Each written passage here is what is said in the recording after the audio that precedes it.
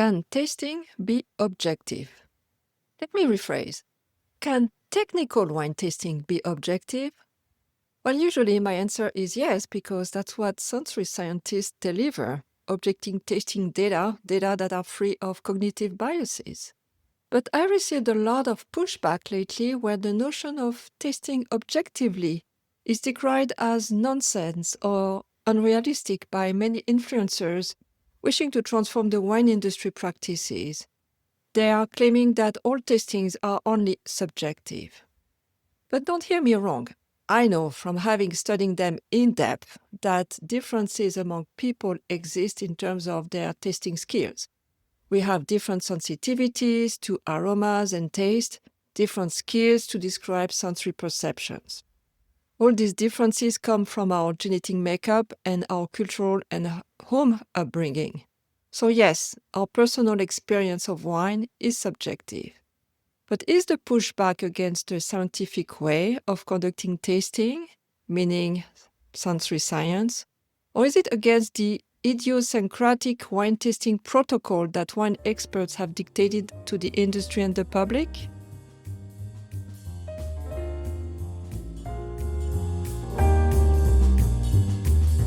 Bonjour and welcome to We Taste Wine Differently, the podcast designed to empower you, wine professionals, and help you truly connect with today's wine consumers through the power of sensory experiences.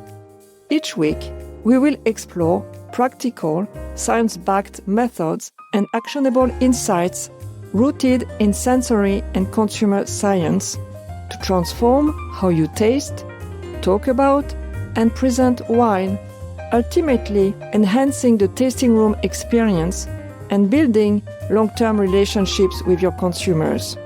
Are you ready to taste wine differently and adapt to today's changing dynamics? Let's dive in.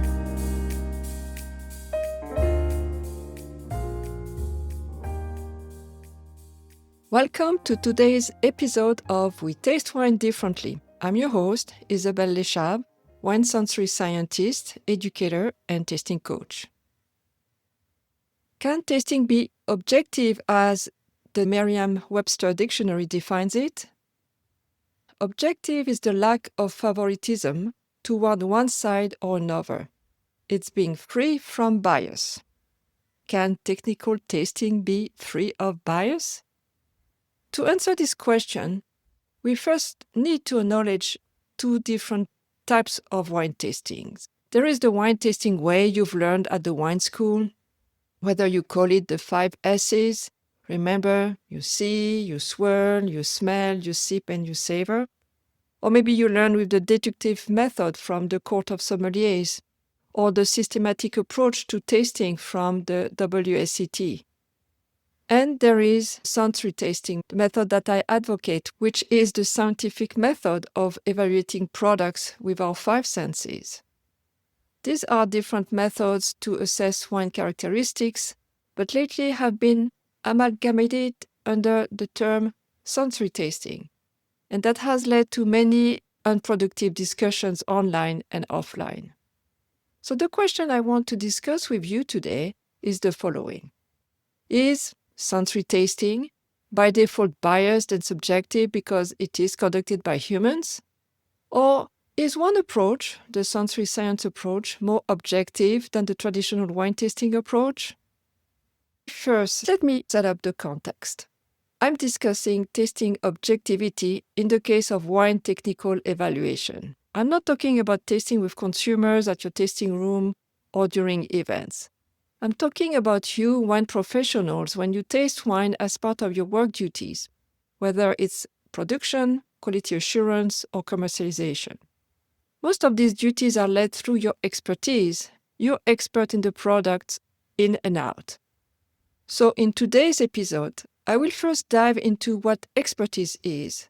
Wine experts have been criticized lately for their inability to connect with today's consumers because of their rituals and language. But I will argue that we need wine experts, especially on the technical side of operations. If you consider yourself a wine expert, we need you, but you also need to be aware of the limitations of expertise and be aware when expertise loses objectivity. Then I will discuss what factors hinder objectivity in a tasting and why experts are not immune to them. And finally, we'll review the steps you can take to bring more objectivity to your professional tastings. Let's dive in.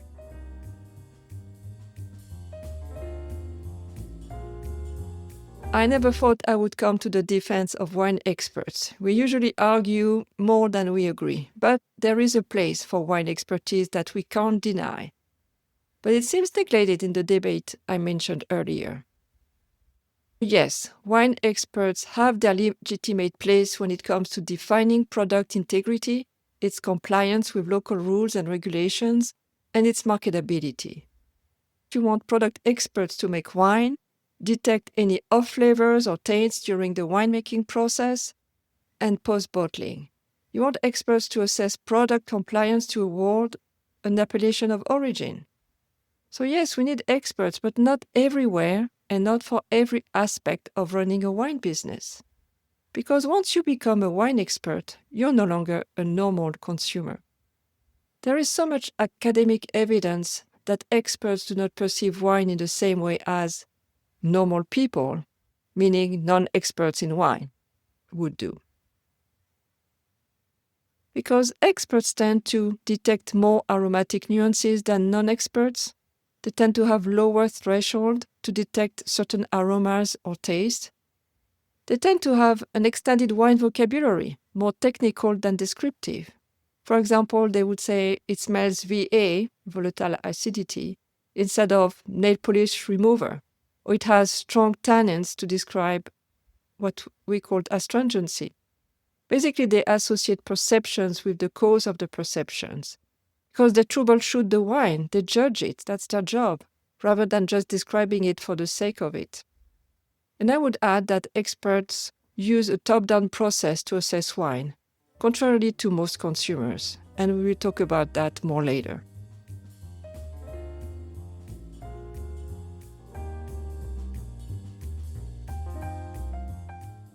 Experts indeed leverage their acquired knowledge of any information given to them at the time of the tasting to assess the wine quality, its typicality, and its ageability.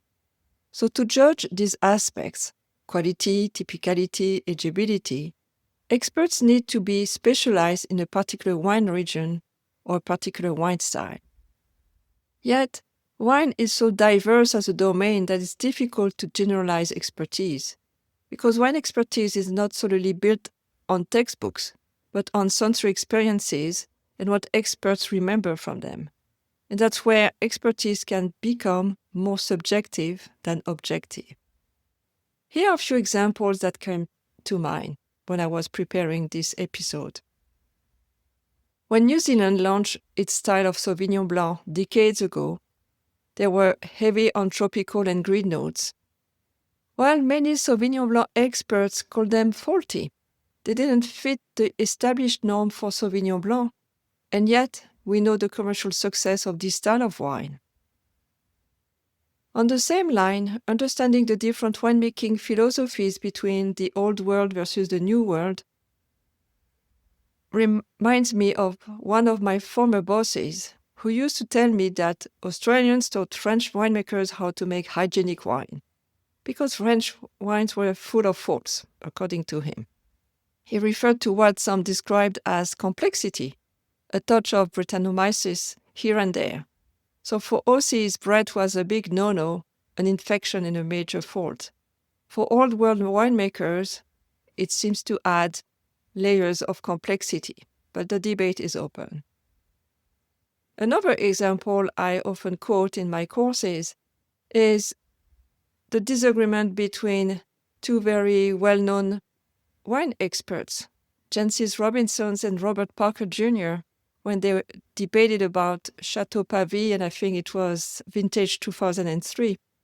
One wrote a very negative review and the other one wrote a raving review.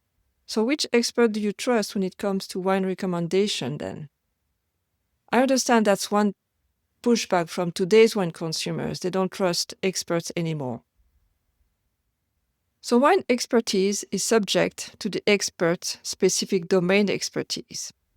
And yet experts are humans, meaning relying on one or two experts to make business decisions may be at risk. Let me give you of a few examples. When I was working at a large winery, one day a wine shipment to a European customer was refused because of the sulfur levels were out of an acceptable range. But the wines had been tasted before shipping and deemed okay by the head winemaker. But the customer was very adamant that there was a problem.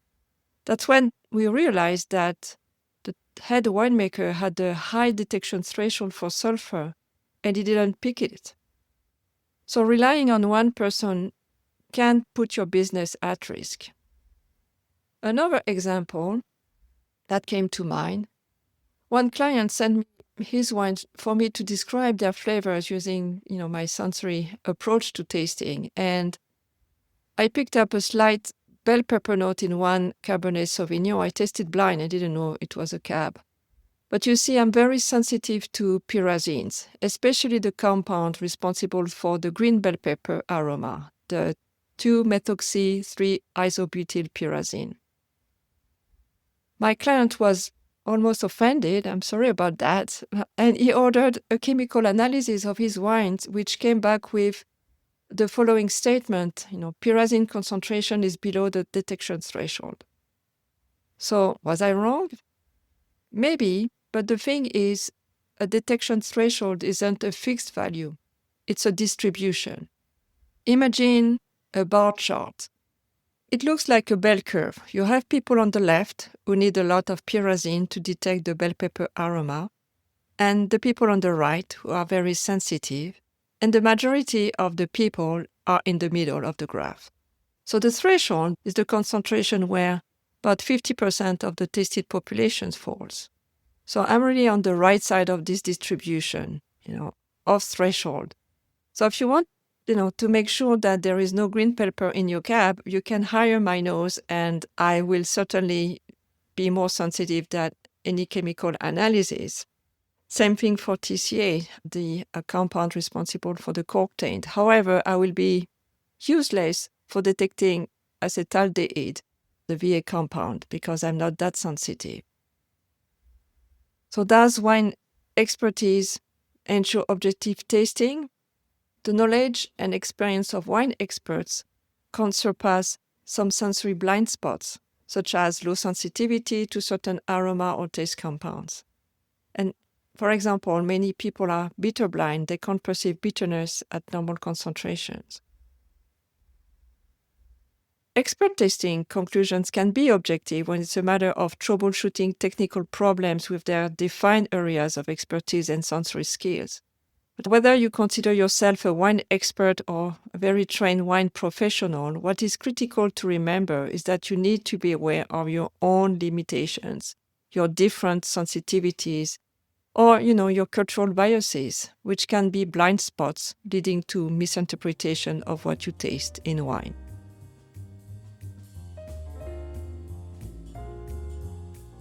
Is the solution to work with a panel of experts, maybe 3 to 5 people tasting together rather than relying just on one person? Yes, that's the beginning to take into account diverse experiences and diverse sensitivities. But here's the thing. There are other factors biasing the objectivity of a panel of experts tasting wine. To be honest, I'm appalled that the topic I'm going to discuss now is never taught in wine appreciation classes, regardless of the level of certification you are reaching. I'm talking about biases that can mislead you during a tasting. And yet, being unaware of these biases can lead to some sort of sensory illusions or distortion when you're tasting wine. There are about 10 well-known biases that can affect any taster regardless of their level of expertise.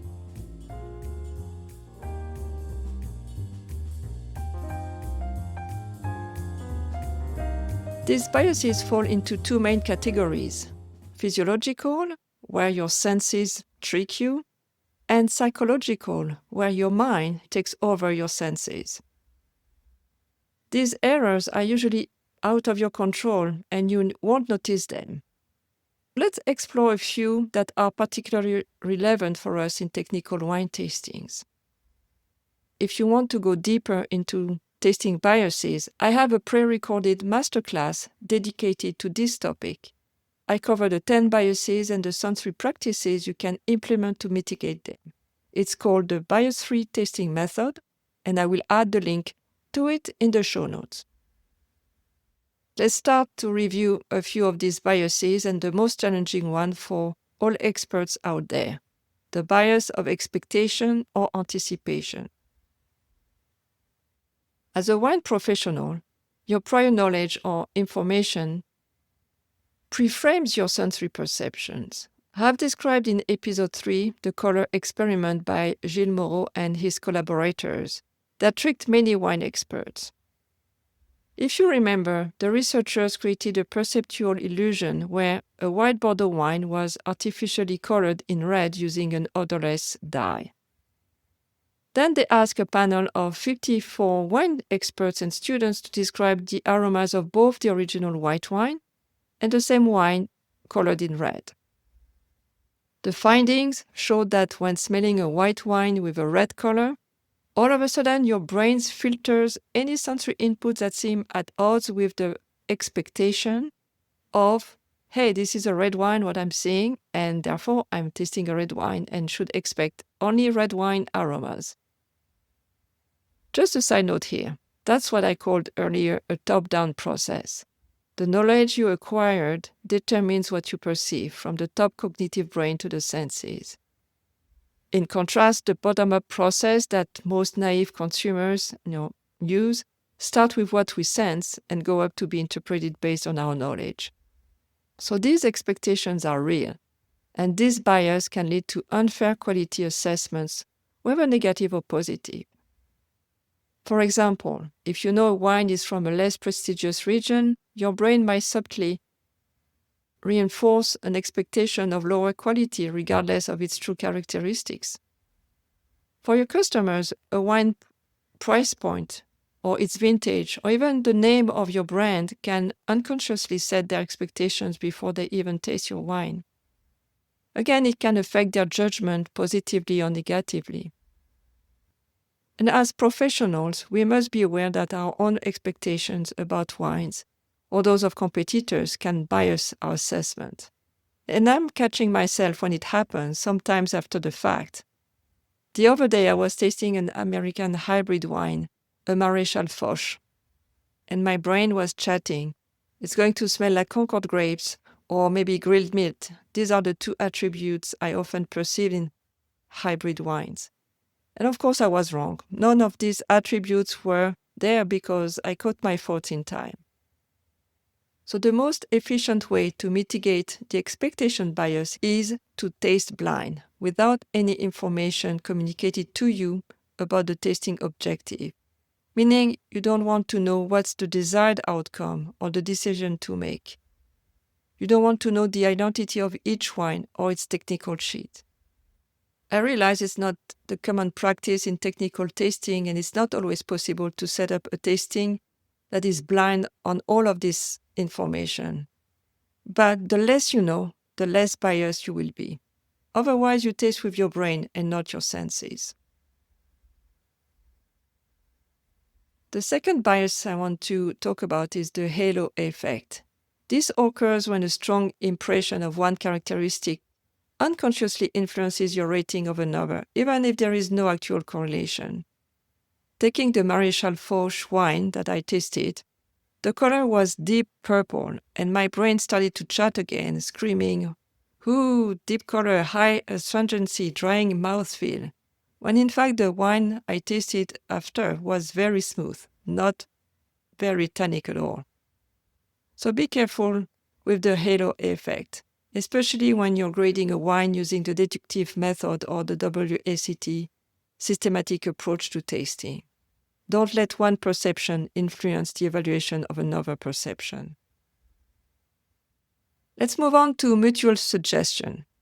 This is typical in commercial tasting when every participant voices their opinions.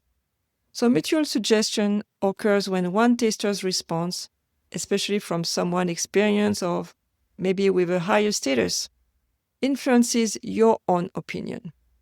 This can happen through verbal comments or even subtle facial expressions and gesture. We call it the colonel effect, because who will dare contradict the team lead or senior officer in the room? Unfortunately, this bias is difficult to control if there is no prior acceptance by all participants that all perceptions are valid, because we all experience and interpret the wine's quality slightly differently, again due to our genetics and cultural background, as discussed earlier in this episode. So one way to counteract mutual suggestion is to ask tasters to record first their notes individually, and then to review them with the rest of the group until a consensus is obtained, so that you can compare the individual notes with the consensus later on to see if they align and agreed. Another bias is called the position effect. It's a well-known bias in sensory science, but not so much addressed in the wine world. The order in which wines are presented can indeed dramatically affect their assessments. One wine with a lingering astringency or lingering aroma can impact the evaluation of the following sample. Despite this knowledge, many technical wine tastings keep the same order for every taster. But it's very easy to do. You code your wine glasses, you can use a crayon or label, and you pour the correct wine in the correct coded glass, and use a simple presentation order design to randomize the samples among participants so that each taster evaluates the wines in a different order. Blinding the sample and randomizing the order will significantly increase the objectivity of the test. And here's another argument to randomize the sample order. If you base your decisions on the taster's preferences. This is definitely not something I recommend because, again, we don't like the same wine style, and wine experts are no longer normal consumers, so they can't pretend to select a wine that consumers would prefer. But for the sake of the argument, I want to share this research I did with my colleague Dr. Antonia Mantonakis at Brock University.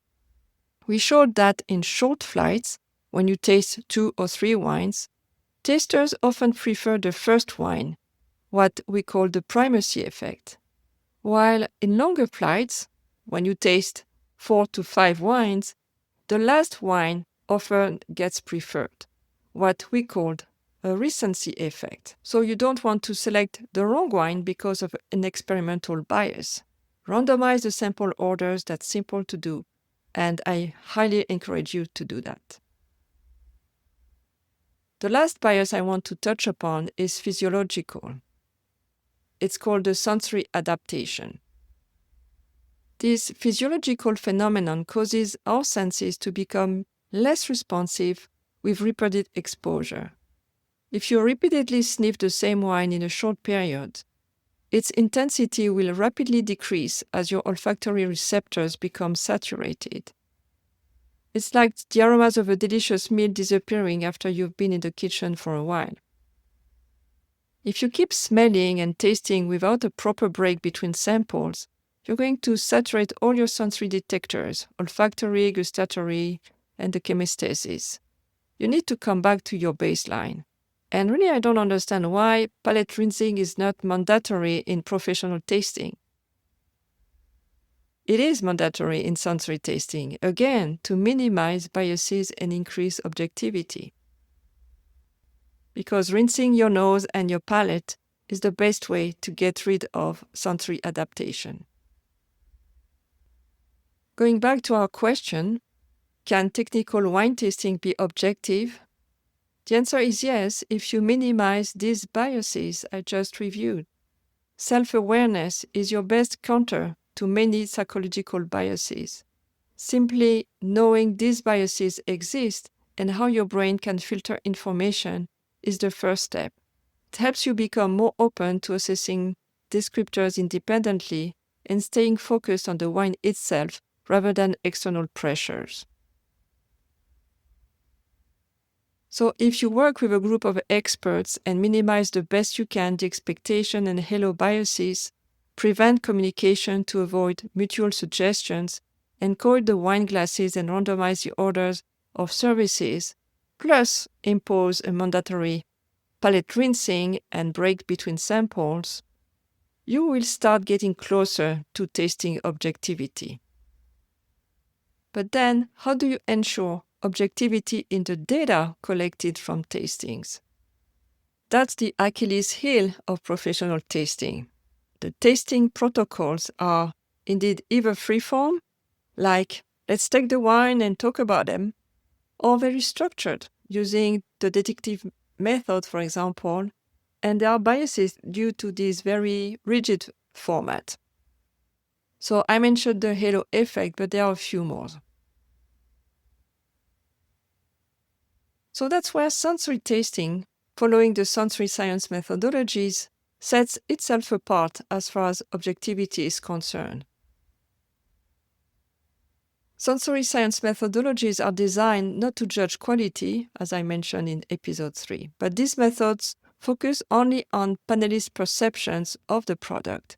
There is no mental interpretation of what these perceptions mean about the wine as the panelists taste.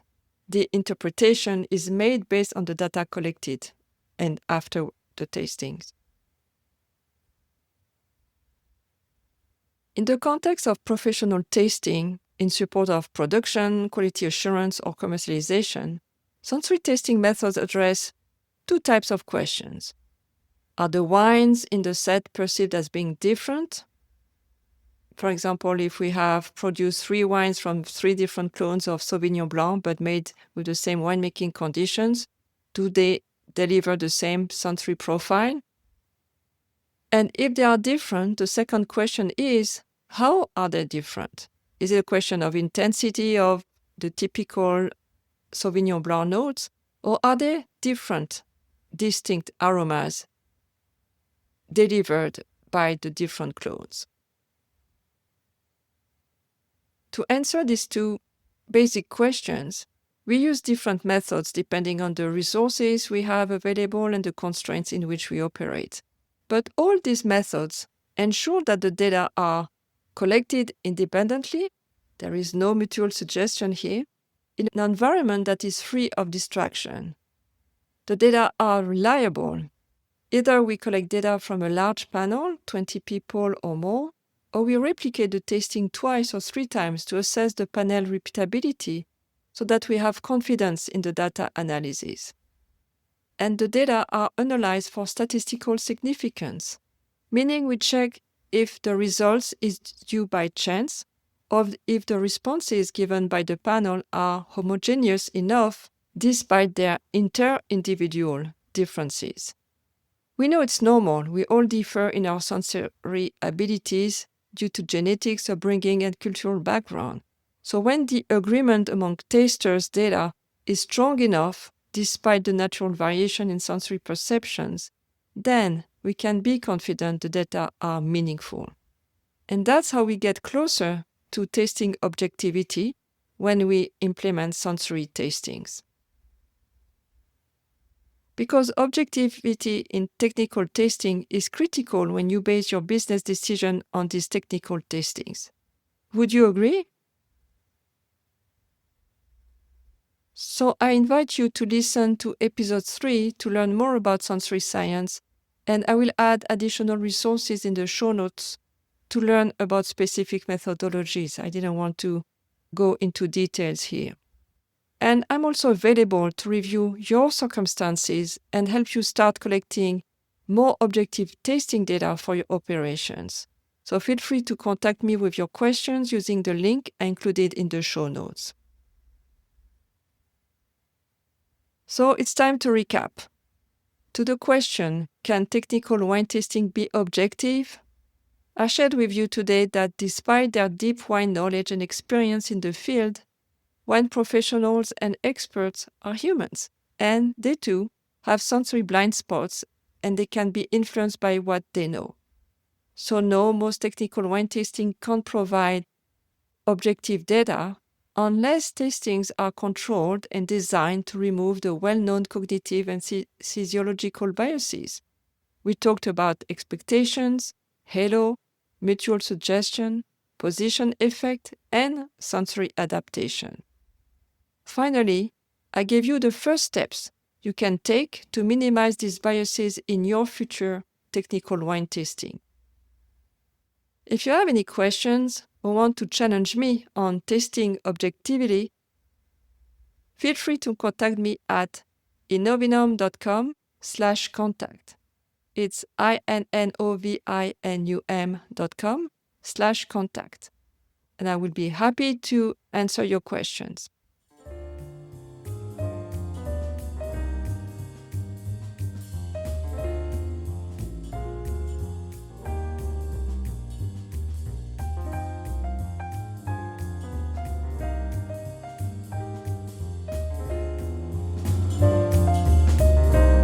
And that's it for today's episode of We Taste Wine Differently.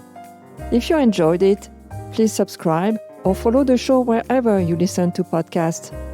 If you want to learn more about how I can help you and your team implement a sensory-driven tasting experience, visit my website at innovinum.com. It's innovinum.com. And have a gift waiting for you there. It's a free resource to discover the 5 mistakes turning guests away and how to fix them fast. It includes a tool to assess practices in your tasting room. You will also find the direct link to download this paper and the tool in the show notes. À bientôt!